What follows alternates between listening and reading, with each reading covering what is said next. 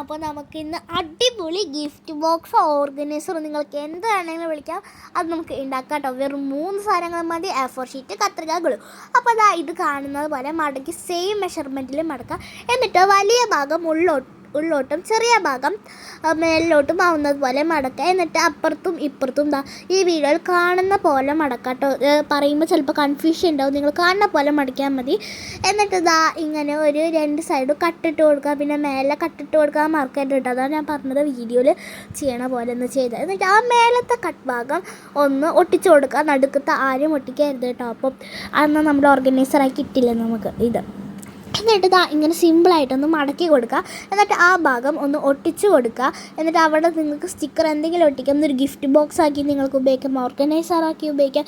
ഇത് നടുക്കുന്ന പോകുന്ന പേടിയൊന്നും വേണ്ട, അവിടുത്തെ പേപ്പർ ഒന്ന് പൊക്കി കൊടുത്താൽ മതി കേട്ടോ. അപ്പോൾ സിമ്പിളായിട്ടുള്ള നമ്മുടെ സാധനം റെഡി. അപ്പോൾ അടുത്ത വീഡിയോ കാണുന്നതായിരിക്കും. ബൈ.